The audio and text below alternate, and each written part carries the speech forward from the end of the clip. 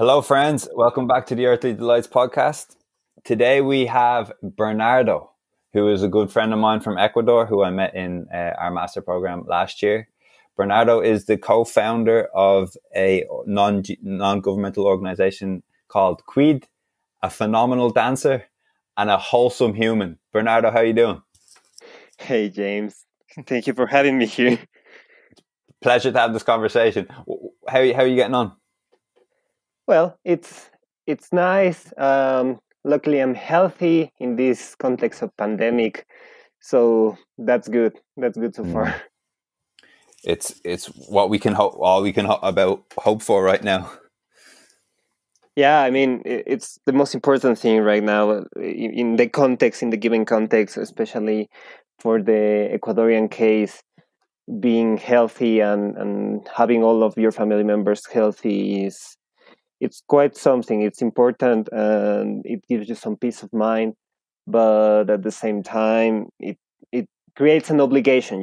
It creates an obligation Mm-hmm. to do some stuff. I don't understand. I want to touch on this, but before we talk about the obligation and the work you're currently doing, I just wanted to inform, like, for the listeners at home. So Bernardo and myself, we met last year studying a master's in public policy and human development in the Netherlands, and I was thinking a good place to start would be to ask how and why you became interested in public policy. Okay, sure. Um, well, I studied political science and international relations here in Ecuador. It's kind of funny because I didn't want to study this at the beginning. I wanted to be a journalist, but Uh-huh. just about when I was going to sign in the university to begin the career, they showed me the curriculum for the career, and Uh-huh. it was like, okay, I like this. It's going to help me for my final dream, which is to be a writer. You know. Then when I was inside of the system, it was like okay, this is something that I'm interested on. I feel some sorts of responsibility to do something with this, and then I decided to continue with the path. um, it was not necessarily public policy that I wanted. It was more about regional integration, which is also like one of my biggest dreams, and that's how I ended up in Maastricht, because they had this specialization in regional integration. I didn't care too much about the public policy, but then again, just like political science and international relations, it was something that caught me. Like I it's get you. something that I found some interest on, and I wanted to keep forward with this, and then it's also part of Quid's proposal to start to create some um, evidence-based public policy here in Ecuador, which is something that we lack here. Uh-huh. Okay, and can I ask what are the main difficulties pursuing this, like pursuing your goals in Ecuador? Well, yeah, Ecuador is a really politicized nation from the beginning. Like it's not something that's new. It's something that has already happened since we got our independence.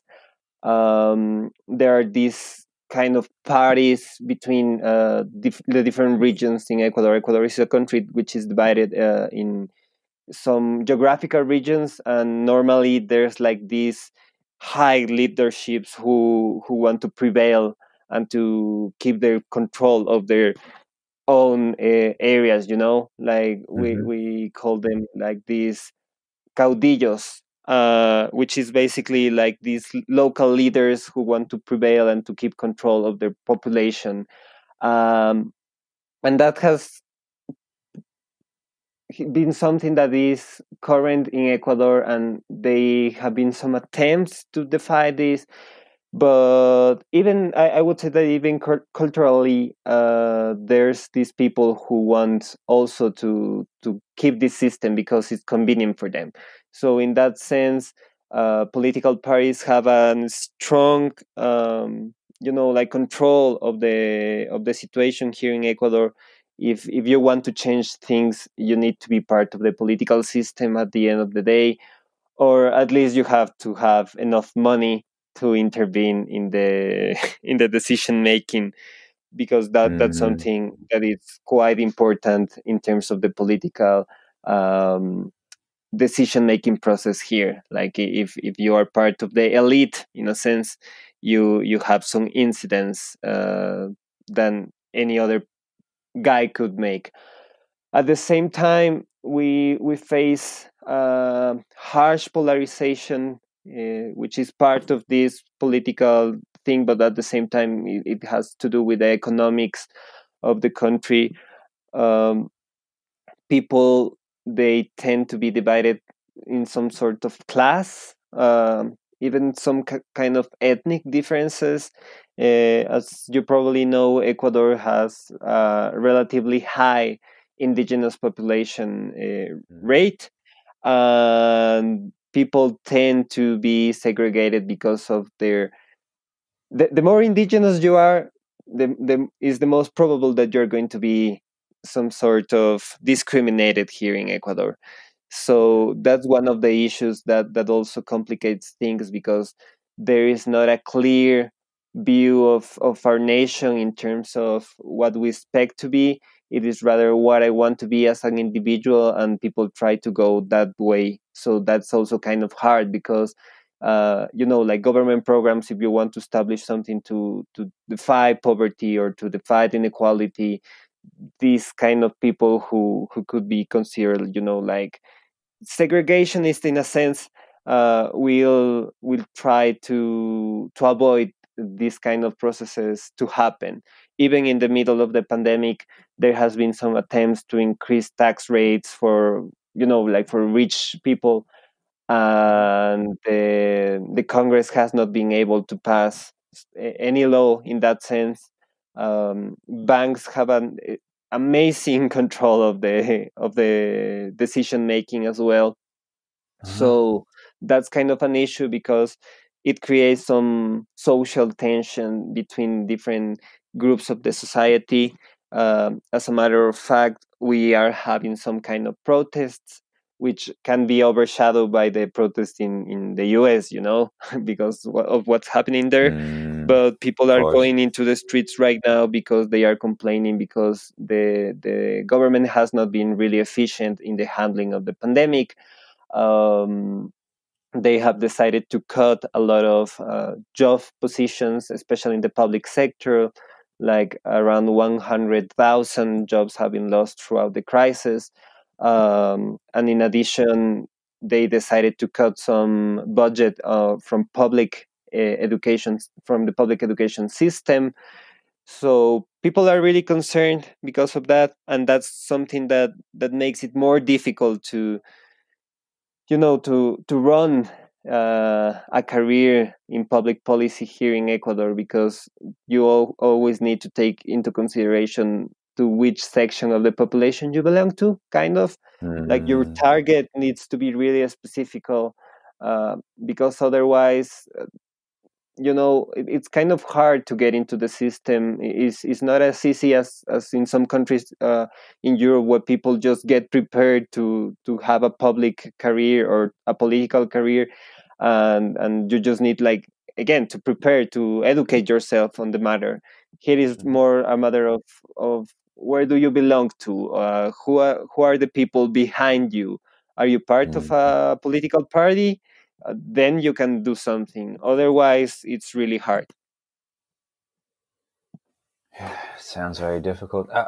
Talk to me about community, Bernardo. I want to know a two-part question. How did the sense of community differ from your year last year in the Netherlands compared to your time in Ecuador?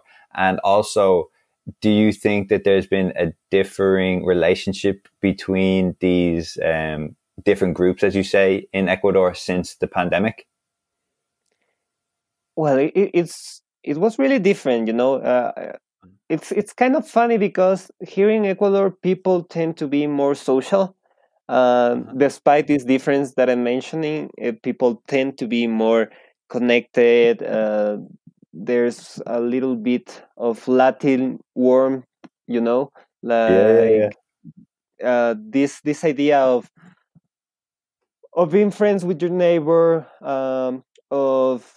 Here, everybody is kind of your neighbor, or your friend, or your pal, or something like that. When you go to the small shop in the corner, when you go to a restaurant, everyone can be your friend. You call them like your pana, which translates to friend. You call them your besi, which is like a contraction of neighbor here in Ecuador. And there's like this solidarity at the same time. It's kind of funny because I'm mentioning all this division, all this fragmentation, but at the same time, there's always this kind of um, idea of a collective, which Okay. is kind of different from the Netherlands because people tend to be a little bit colder than Mm, in Ecuador, but at the same time, the way the policies are applied are more communitarian. Like I get you. it's something that I'm always talking with people here in Ecuador. Is like this idea that I got in Europe, that okay, every member of the community has a role, and because of that role, and because you want the community to grow stronger, you will help that individual. And that's something that caught me kind of off guard at the same time, because here is a little bit like you need to run for yourself, you know Okay. like you need to try and fight for your own interest, leaving behind all this idea that you are part of the same community. In the Netherlands, what I got is like there are these kind of programs where you focus on the people who are at the bottom, so they Uh-huh. can grow and be part of this bigger machine that is society at the end. Because if you help them to get through stuff, they will be an important contribution to the society. This fact of public education, because at the end of the day, Maastricht was a public institution, and they invested a lot of money in order for students to succeed. This idea of having like free transportation, like you could use the bus, the train, all the transportation for free in the Netherlands if you were a Dutch student. Um, this reduction of the fees as a European, just in order for people to study what they want, to continue studying, like these credits that the Europeans get in order to be able to study, to survive, these subsidies that students get just for housing.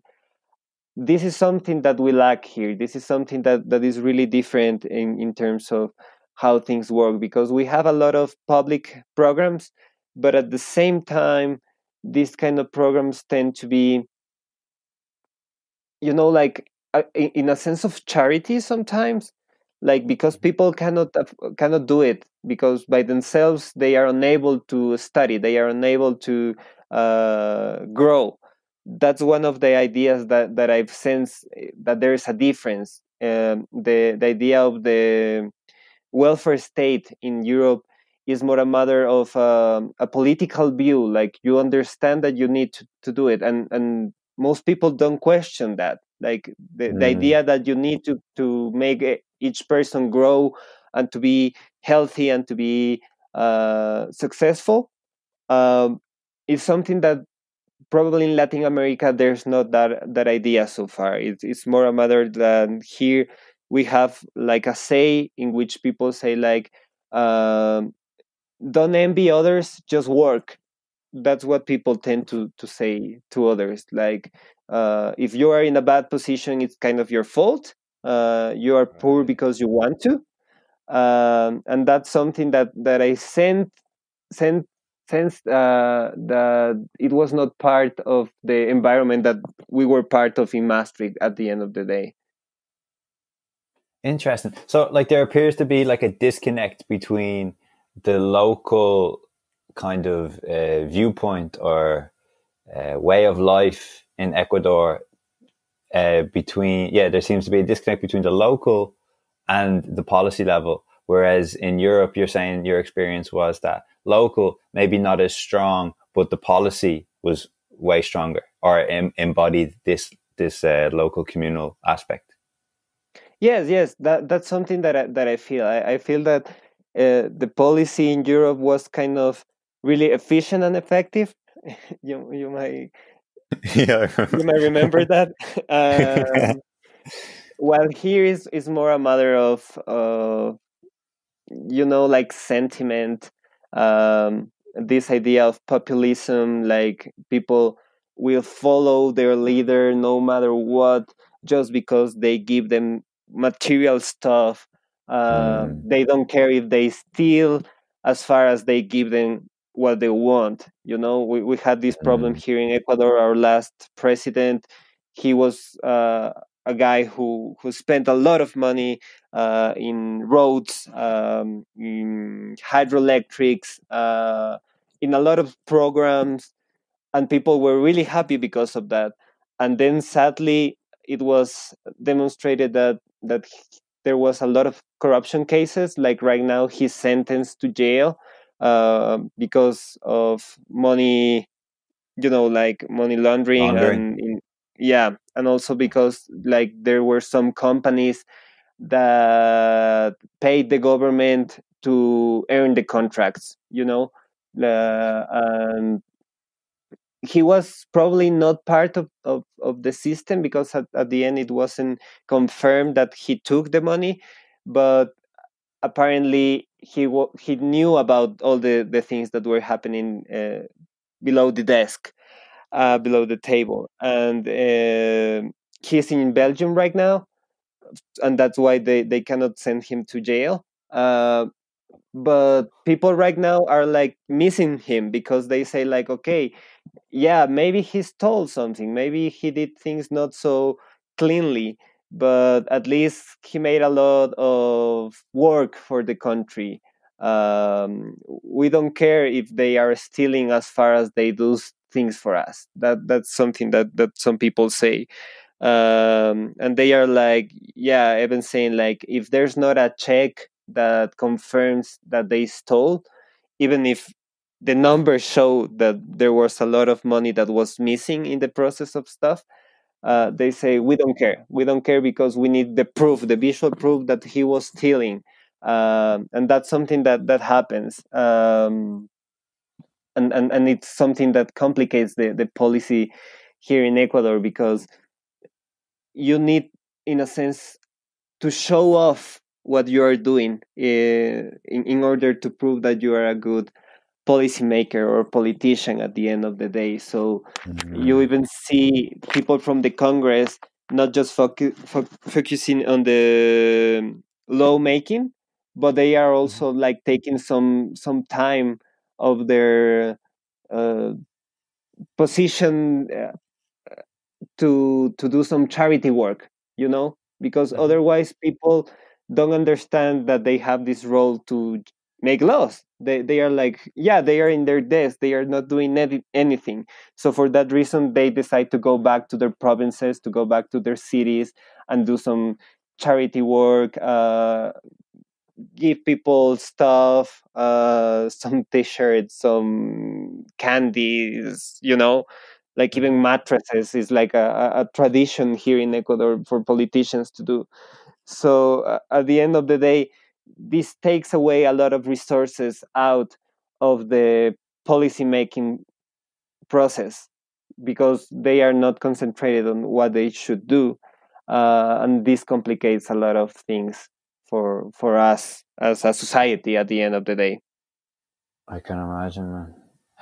Do you think it's such a shame that a lot of the people aren't necessarily concerned if they think that the president is a like quote unquote good person or is doing well? They just want to see like the jobs. Do you think that it's that the expectation of the average Ecuadorian for their leader is that maybe they will, or that's okay if they're stealing some money, but as long as they can provide jobs, that's okay.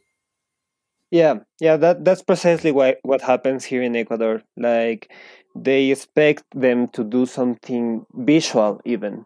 Like, you could Mm, do the best regulations, they wouldn't care. They wouldn't care if the regulations are the best and the ones that are going move us forwards. In terms of education, they don't want to make like a new curriculum that it's better for children. What they want is for them to build schools. In terms of like they want like these big public works, visual and palpable in a sense, you know, like they want to be able to touch what their leaders do. And that's also one of the issues from the political advisors, you know, like Mm-hmm. they tell politicians, even the new ones, the ones that could do something different, they tell them like, you know, if you don't do this kind of stuff, people won't be happy about your job.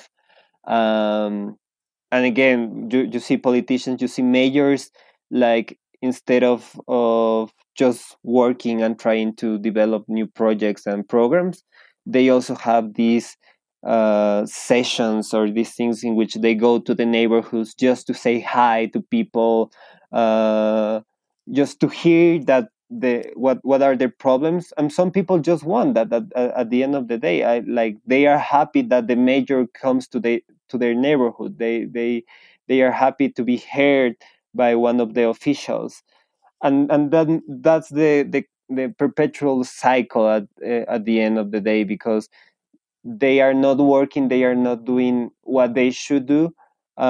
Instead, they just try to build something which could be really expensive. It's not really necessary at the end of the day, but people are going to see that, and they are going to say like, cool, that guy made what they needed to do. um, Yeah, and if some money got lost in the process, if they suddenly were more rich than before, I mean, it's kind of okay, because at least they did something for us. that's sad. Um, can you tell us about the roots of Quid? Yeah, I mean, you remember that in Maastricht we had this Facebook group called Sharing is Caring. I do. Yeah, and that was something that I really liked. This sense of helping without defining if you need the help or not. You know, Mm-hmm. like people, for people who don't know about this initiative, it's just a Facebook group where people say like, hey, I overcooked my stuff, I have too much for me, who wants to eat something, who wants to come and join dinner, or Mm-hmm. I'm leaving the city, I have this you know, like this TV, somebody wants it, I give you, I will give it to you for free. Things Mm-hmm. like that was really cool, because at the end of the day, it's really productive, it's really green. uh, Yeah. it's healthy for the environment, this idea of just giving out your stuff and not throwing it out. Mm-hmm. um, Builds and that's community. something, yeah, and also that builds community in a sense, because people, they are happy to share, they are happy to get these connections, they are happy to help each other, not even asking who you are. And that's something that we lacked here, especially in Quito, which is the capital of Ecuador. Mm-hmm. The city has grown so much that you don't know who lives near to you. You don't trust the people living in the city, and that is kind of an issue here, because you don't have a community, and if you don't have a community, you will not make any sacrifices for the other. You know, like, Mm-hmm. why should I pay my taxes if I don't know who are they giving it them to? Yeah. So for that reason, I decided to create a group similar to that in Facebook, which is called El que quiere ayuda Quito, which is basically the same thing as sharing is caring. It's something like the one who wants to help will do it, and it started strong. Like some people were like, "Oh, this is a cool initiative. I want to give this donation. I want to give out this," but they were contacting me as the admin of the group, and I was like, Uh-huh. why, guys, like I'm nobody, I cannot handle this, I need to find a job. uh, this is cool, thank you for sharing, but at the same time, this takes away time from myself, because I was back in Ecuador looking for opportunities, I was looking for a job. um, and I didn't have the time to make this initiative work by itself. Mm-hmm. But by the end of 2019, by the end of December, we decided to make like this Christmas event for immigrant children, because Ecuador is one of the main hosts of the Venezuelan immigrants because of the crisis that they Mm-hmm. have there. And there are a lot of Venezuelan children who, like are in a bad position, and they don't have anyone to give them something for Christmas. And we decided to make like an event. We gave them, like food, candy, some toys, things like that. Um, and we even had like this excess of donations to give out. For that, we decided to go to other communities, some rural communities. One foundation that keeps the, like, women or girls who have had some sexual abuse in the past. Mm-hmm. We also gave them something. We went to this other rural community where they teach them like carpentry, and they teach them. They have like this kind of orphanage in a sense. And there was this series of events who made us think with my wife, okay, there's a lot of things to do in Ecuador. um, we should do something, because there's people who want to help and there's people who need to be helped, but there's not the connection. The NGO system here is not working. The government is not doing what they should do at the end of the day. And for that reason, we should create something. And that's when we decided to create Quit. And the idea with Quit was to create that connection, that sort of connection, make a kind of network between the people who want to help and the people who need to be helped. And the idea was to, like, not necessarily do this kind of projects where you need to create the project, you need to go out and do the stuff, but it was just a matter of helping the initiatives that which are already working, because there's a lot of initiatives that are quite small, Mm-hmm. that people care about, that people feel, like, identified. But sometimes they are not well known. They also do it like without the knowledge behind it. They just do it because they want to, and for that reason the impact that they have is reduced. So Yeah. that's where we decided to create Quit, in order to help these organizations and these initiatives where people are doing already something good, but they need some help in order to increase their capacities. That was the main idea, and we started working since January. And then it was kind of funny because all the pandemic, all the crash came in by the end of February here in Ecuador. So we were in quarantines by the middle of March. And that slowed a bit of the process, but we are still trying to do some stuff, and that's where the Together Against COVID-19 came on. Yeah, can you talk to us about that? Because I remember you saying that initially, when the pandemic was recognized as a serious issue and that people should quarantine, that you started quarantine, but then there was a huge response from people asking you to continue to help in whatever way you could. It was important for us to have this El Que Quiere Ayuda group, like this Facebook group, because that's where we saw that there was a misconnection, that there was an issue between the initiatives that the government and the public officials were doing and the needs of the people. Because at the beginning of the pandemic, there was this initiative that came from an NGO, and then they associated with the government, and they decided to create a project in which people would donate money and would create food kits, and then they would distribute to people. At the same time, the government decided to give out some cash transfers. They were quite small because it was just $60 per family per month.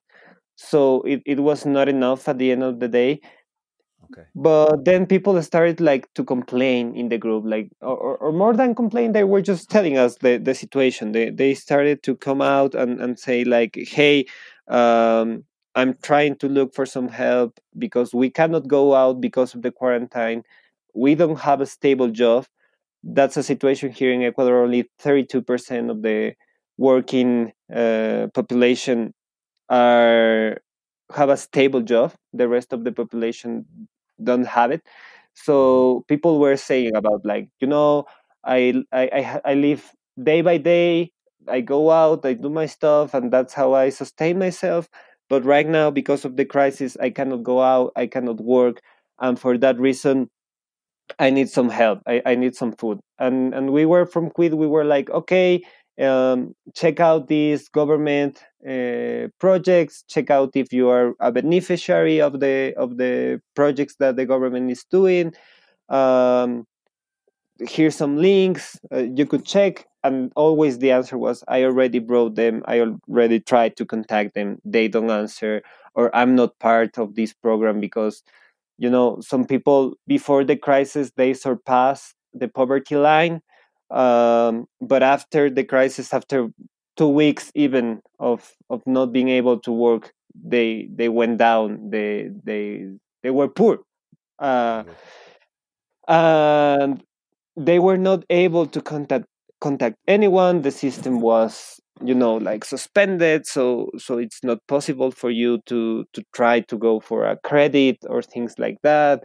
um, and for that reason, my wife, which is the president of Quit, she decided, like, okay, I'm doing something, I'm going out. She took some of her own money, and she said, like, I'm going to buy some stuff for people.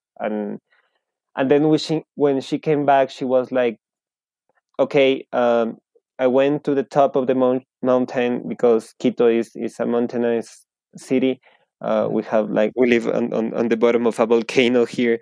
And she was like, I went to the top of the mountain, and people, I think that it's kind of impossible for people to receive any government aid right now, because these are neighborhoods which are not legal. It's really difficult to access there. We have here a serious problem because these people, they are probably going to starve, or not necessarily starve, but they are going to get out and they are going to get sick with COVID-19 because they don't have the measures to protect themselves. We need to do something. That's when we decided to make this new project, the Together Against COVID-19. We decided to run this GoFundMe campaign for the US. We decided to launch, like, a national campaign for collection of funds here in Ecuador, and we started to give up some emergency food kits. So we tried to give them something so they can sustain themselves, so they can stay inside their homes, so that they don't get sick. And yeah, we try to target those communities, those neighborhoods where the government will not reach, or will take their time to reach. And also, as I mentioned, we also target a lot of immigrants, which sometimes are not legal, and for that reason they cannot access any government program, or they are afraid to contact the authorities.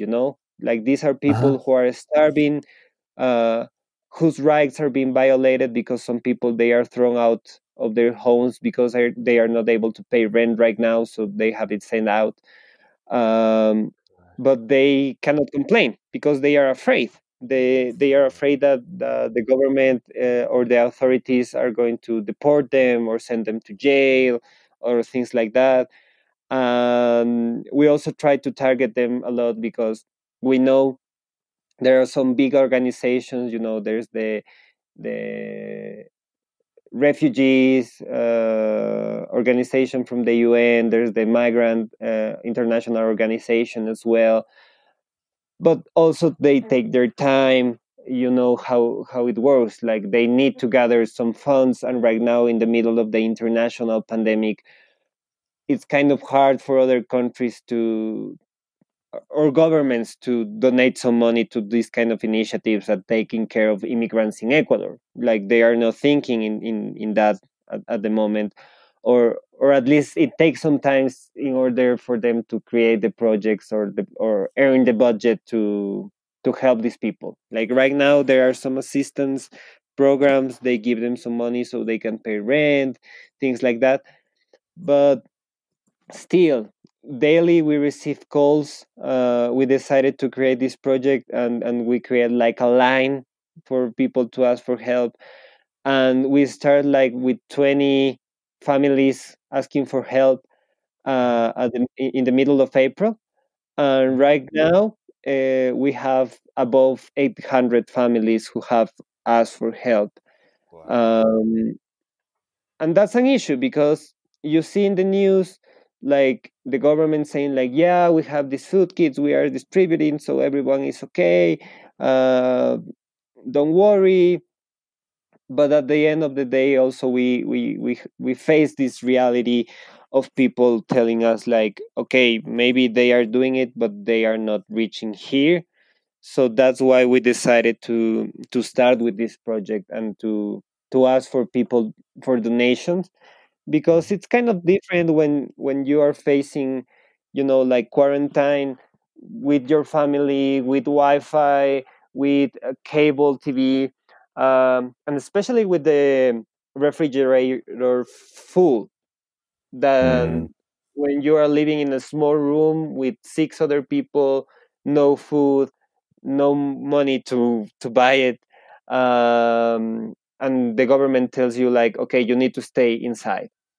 That's Mm. that's an issue right now. Yeah. Right now we're reaching a stage in which they are deciding that they cannot hold any more people inside their homes, so they are asking to reopen the economy.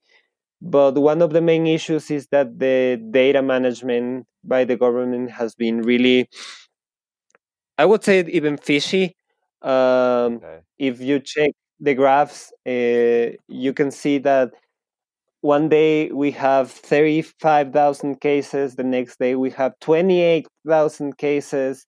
Uh, then the exponential growth stops, and we start just to have 100 cases per day. Oh. And Okay. it's really different when you check the Ecuadorian curve and you compare it with other countries with have like proper systems of data management. So what it seems like from a political analysis, it seems like they are so desperate to reopen the economy because they are not able to afford to have people inside, that they are not caring anymore if people get sick or not. It's like a desperate measure. They even said like Guayaquil, which is the second largest city here in Ecuador, had already had a 60% rate of contagion. So it doesn't matter anymore.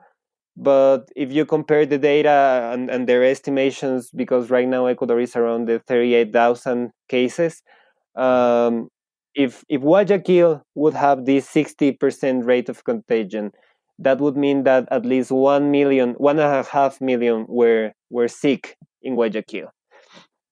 Uh, and that's like the weird stuff at the end of the day, because they say like, yeah, 60% of the population has already been sick of COVID-19. Uh, but that would mean that Ecuador would be the worst case for COVID-19 at the end of the day, because that would mean that 1.5 million or even more than that have already contracted the virus. And that's the weird situation, because it's either that all these people were sick, or is that the government has decided just to people to reach this herd immunity just so they can handle the economic situation. And that's one of the things that we're also trying to tackle as with this project. We are trying to assist the aftermath of the sanitary crisis, because here in Ecuador we think that it's not necessarily going to be the virus itself the main problem, but rather the economic crisis that comes after it, because it's Mhm. been 2 months of quarantine, 2 months of people not being able to go out to work, and they have debt, they have lost their jobs, they are hungry, and all because of that there are high risks of this second wave, and that would be like catastrophic for the country. But Bernardo, you mentioned so roughly there's 800 families asking you for assistance now. Are you currently able to do that? Like, do you have the resources to help all of these families at the moment? Not as we would like to do it, Okay. because this exponential growth of the demand for help has also been associated with the fact that once we reach a family, Mm-hmm. 3 families contact us after it, because they hear that we are giving out some help, and they start like calling us. My wife's phone is ringing all the time because there's a lot of people asking for help, even if we created an additional line just to keep track of the system. And that's why we need more help. Like, as a matter of fact, we are trying to create an additional GoFundMe just for Europe, because we know you guys have also faced this crisis and have also had a lot of problems. But at the end of the day, luckily, Europe has a strong public health system, has a strong economy, and that allows people to defy this virus and this pandemic in a better way than here in Ecuador. Um, and probably, like, I'm not diminishing any of the effects on the crisis in Europe, but probably Europe is going to come out of this still strong. Like, the countries have the capability to do it. But here in Ecuador, we don't have either the capability or the capacities, and that's why we still need more help, because we know that when we finish with our 800 families, there's going to come 2,000 probably who need more help. That's the situation here. It's just as COVID is an exponential growth virus. The help, the demand for help is also exponential. Once you reach a family, you get to a point in which all the community, all the neighborhood is going to start calling you as well. It's what happened right now. Like, we have reached some agreements with some organizations, but most of those agreements is to see if we can help them with their projects as well. Like, there are these organizations which are more stable and more local, as I mentioned before. Like, they have these 30 families which they take care of. They have these 200 families that they take care of, and what they are asking is like, let's see if you can help me with 20 kids for these 200, or even 5 of these 30. That's the thing that we are working right now, and that's why we need more help, and we need to strengthen our capacity to assist the families that have contacted us, but also all these other organizations which are doing their best to defy this pandemic as well. Thanks for that, Bernardo. Can I ask, how is this impacting you, like, on a emotional, mental, physical level? Because it sounds like incredibly taxing and draining. Yeah, it's really tiring in a physical sense, because we are the ones who are going out and distributing the food kits. um, Face mask. We are also using like a visor, gloves, alcohol all the time. Going to neighborhoods that I've never went before. Like, it was kind of amazing. I was telling somebody the other day, like, I went to the top of the mountain and to the like the bottom of the valley. You could say, like, all these neighborhoods that even I, I was afraid to go to before, because they were considered these dangerous neighborhoods where if you go, you're probably coming out without socks, even if they don't take out your shoes. That's what they say. Okay. But then I had this kind of opportunity. Like, it's kind of selfish to say, because people are suffering inside of their homes right now. But I had this opportunity to go out and kind of see what's the reality of my own city. I've never done this before, um, and that also makes me happy because it's like this kind of personal revenue to give food to these people who are not able to afford it right now.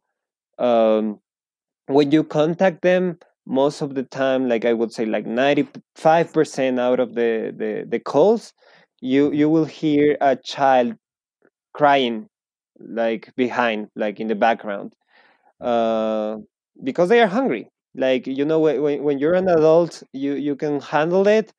You can bite your nails, but when you're a child, you cannot afford to do that. You will complain, Mm-hmm. and that's like this personal revenue that we are earning of reaching these children. One of the stories the that impacted me the most was one family in the center of the city. Like you wouldn't expect like that many people inside of a place so small.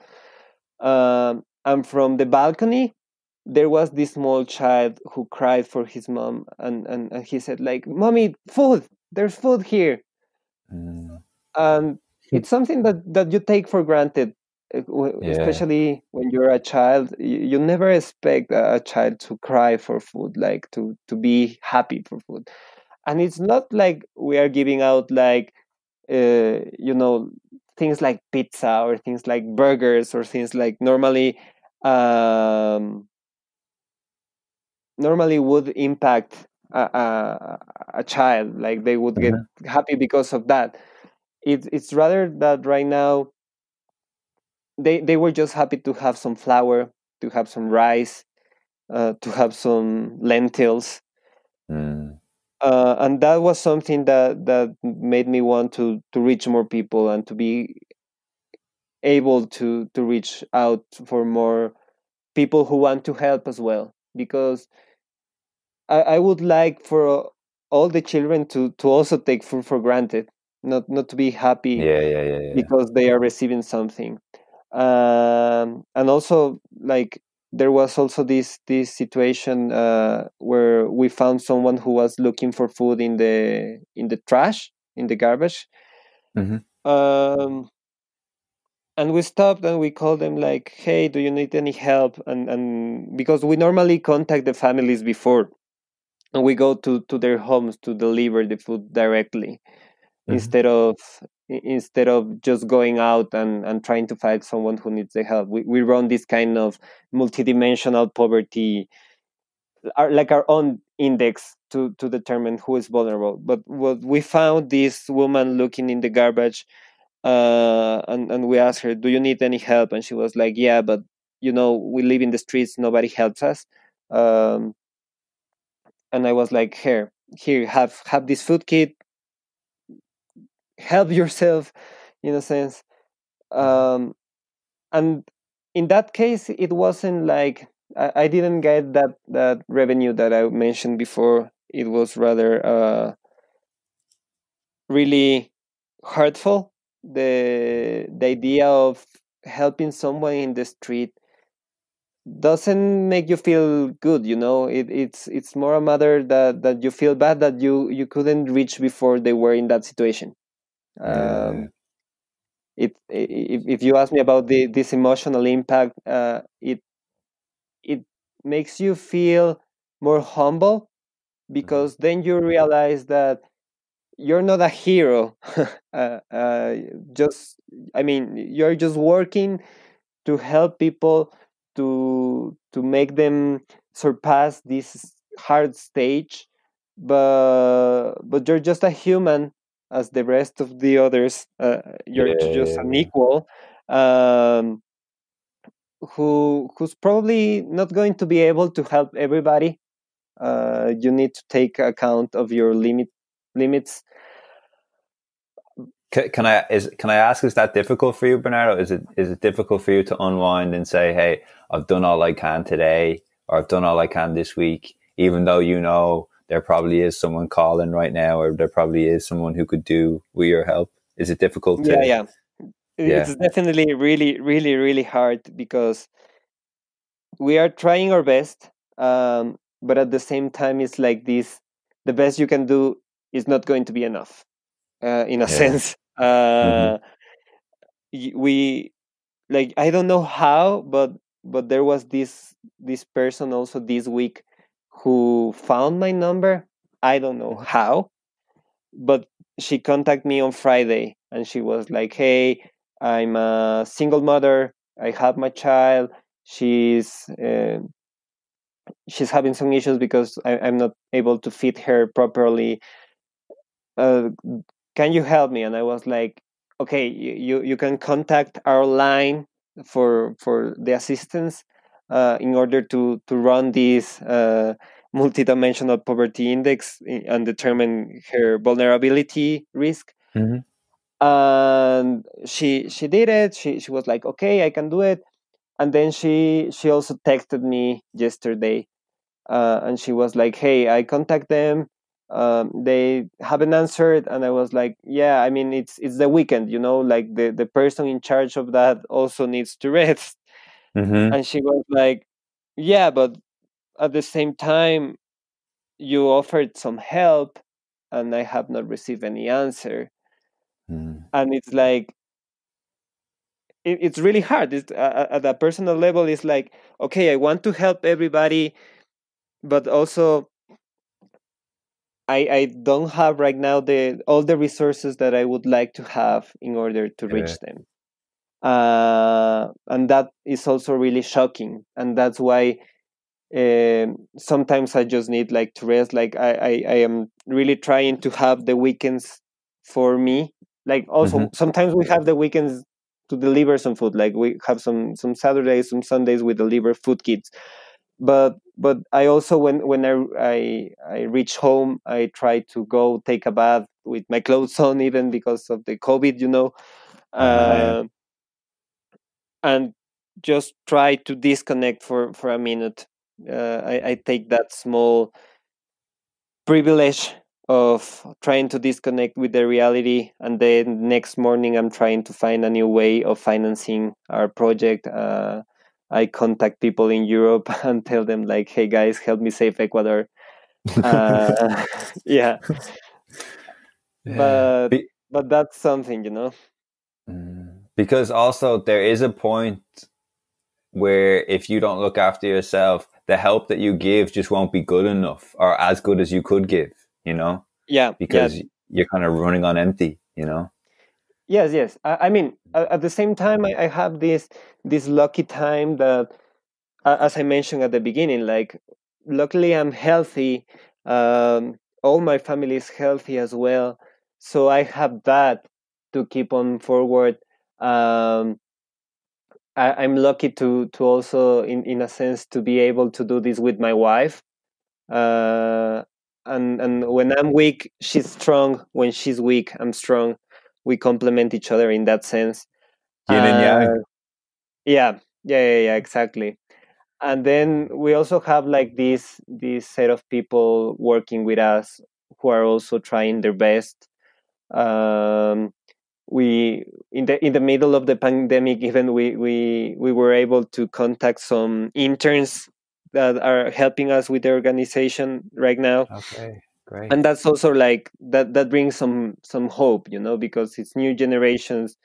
It's not like I'm old, but at the same time, that if we fail, there's like some younger people trying to also do their best to help in this Yeah. situation. So that's nice.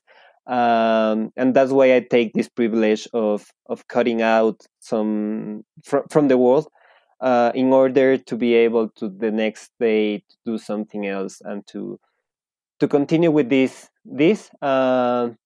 And we are also trying to work out right now that we are reaching this new stage where they are going to open the economy again. Even if there's this high risk of the second wave, we're also trying to find ways to create some projects for the aftermath. We're talking with the people that we have helped so far, and we are trying to reach new ideas of how we can change the system, or how we can face this new reality, as they call it here, like the new normality. um, we are trying to also think already on what we can do in order to tackle the all the damage that has been done. Mm-hmm. Can I ask, just best case scenario, what are your hopes for the next few weeks and months? Best case scenario. Best case scenario. Yeah, well, I would really look forward for, like the international system to cooperate in a way to realize that we need to tackle this as a global problem. Mm-hmm. That if we don't help those who are at the bottom, there are high risks, not only of them to perish, but even for them to rebel. You know, Mm-hmm. people with Yeah, yeah. hunger, they are going to be really angry because the system failed them. So I would really look forward for the international community to gather in a sense of community, of realizing that we need to tackle this as if it would be happening to us, like the Mm-hmm. countries which are at the top, who have been able to surpass the crisis. um, they would need to take a leadership role. Mm-hmm. um, they would need to do their best in order to help those who are already uh, like collapsing even, Yeah, because yeah. otherwise we are going to Well, face a big crisis. for sure. Let's hope so, man. But and on a more local level, with your project, are there hopes for the next few weeks and months that maybe if you get some additional funding, you can roll out an improvement on the Yeah, current yeah, project? that's for Yeah. sure. That's for sure. Like we are always always looking for sustainability of our project. As mentioned, we are launching this campaign soon, and yeah, best case scenario is that we reach our goal. That we can make this a project in which we could help all these families that we're still lacking, who are still behind on our list. And also, if there's people who are interested in Ecuador, who are interested in helping the country, and who have the capacity of developing something more stable, some opportunities for the people, there's also something like a best case scenario, because as you know, as we learned in Maastricht, it's not just a matter of giving out, because that's not sustainable. At what point that's going to collapse even, Mm-hmm. because Mm-hmm. even people get tired of just giving out money. So we need to find a way in which these people can sustain by themselves. What we are doing right now, it's, as mentioned, it's an emergency solution. It's just for them not to get sick right now in the middle of the pandemic. But then we need the funding, and we need the opportunities for them to be able to sustain by themselves. And people want it. It's not like they want and they like to be assisted and to be No, yeah. aid receivers. They here, people are proud. Like you see, when they comment, they always start with, "Hey, it's a shame to do this. I don't like to do this. I don't ask for help normally." Um, but here is a different situation. People, they say like, if I could go out and work and sell my stuff, or if anybody would give us a job, we would do it. Um, when we reached a house in which there were like 8 families living there, and they came Eight. out, and we were like, okay, you need to work. Yep, 8. Um, children, old people, a lot of people there, and we gave them some corn, because we had some surplus from the food kit, and we gave them like a box Uh-huh. with corn. And there was this guy who was completely right. He said like, hey, what I want is a job. That's what I want. It's not like I want some corn. I don't want charity. I want to work. But right now, it's really hard. The economy is not the best in Ecuador, and that's why we need like these people, these smart people, trying to develop things, trying to propose opportunities for the people to take control of their own paths. Yeah. Well, man, the work you're doing is super inspiring, and I really do hope that your goals are reached. Your hopes are attained, and I hope you keep fighting the good fight. But Yes, before, yes, of course.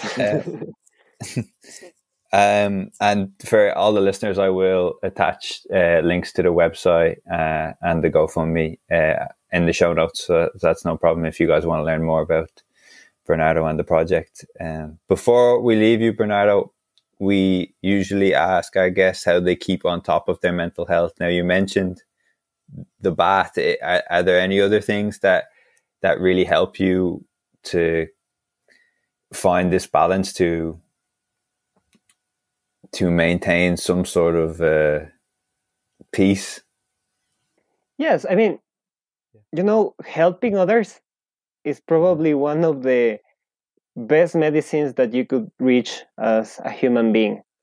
Mm. Um, I just read the other day one phrase which said like the point where you define when a species has reached a civilization level Mm-hmm. is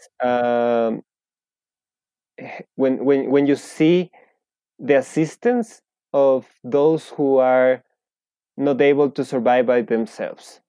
Um, and that took me like a couple of minutes to understand, but it was this idea that you know what makes us better as a community, as a species, as a whole human community is this idea that we can give out and we can make other people reach what they want to reach. And that's something that is really helpful because I'm not thinking that I'm feeding people. I'm thinking that I'm giving them the opportunity for them to grow and also to see that by helping others, you can reach better things. We always mention that we have these donors. We have asked them to send out some messages, just not to make this material. In our social media, you would be able to see also like we try to ask for the people receiving the help to send like this virtual hug or this thumbs up, Mm-hmm. just to show the gratitude as well. Mm-hmm. And that's something that helps mentally. I think that by helping others, you also help yourself.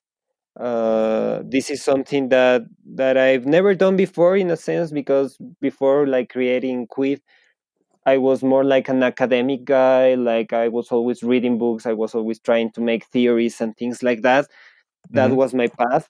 But after this, I've seen a completely different world, and it's something that I really want to do and to promote for others to do. Like try to help others, and not try to check if they need the help or not, because that becomes an issue, because then you think that you are in a position where you can judge others if they need the help. Um, just try to give them a hand.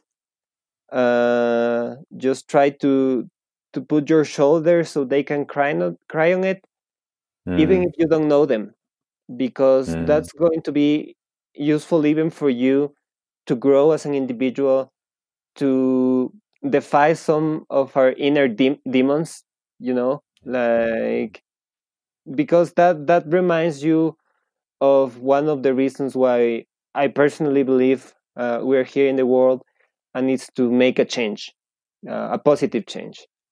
So I would really recommend other people to go that way, so they can be stable as well. Mm-hmm.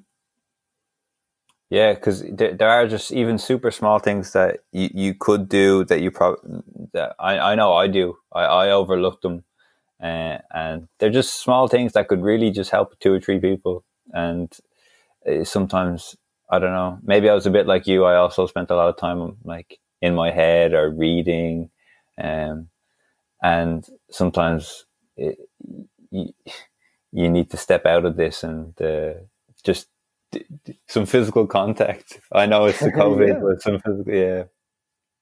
Even I don't know if you know Shia LaBeouf. You know Shia LaBeouf? Yep. Uh-huh. Yeah, he was going through a tough time not too long ago, and in an interview I watched with him recently, he said, "I had no self esteem. I had no self esteem because I wasn't doing any esteemable acts. You know, like he wasn't doing anything for him to feel good about himself. You know." And for sure, what more esteemable act is there than to help somebody else? Yeah, that's for sure. That's for sure. Like how do you know what you can do if you're not doing it? How you can say that you are the how you Yeah, can say that you are the bottom if you don't know the bottom? Maybe you have reached your bottom, but you don't know that probably other people are struggling more than you, and that you yeah. still have the capacity to help them. You still can be the pillar for somebody else. It doesn't mean like mental health is not important, and if you're passing through a hard time, you don't need to take your time to reflect over stuff. Mm-hmm. But at the same time, you need to always contrast. I mean, you always need to determine if that's really the best you can do. Mm. And when you go out and when you start to try to find solutions, when you um, try to bring someone up, then you realize that maybe you have more to give to the world, and that's something that you can only do if you decide to do this and you decide to go out and help others. Yeah. Well, there's no better way to end than on that note, Bernardo. Yeah, probably. Man, thanks so much for your time. I really appreciate you having this conversation. I hope it resonates with people.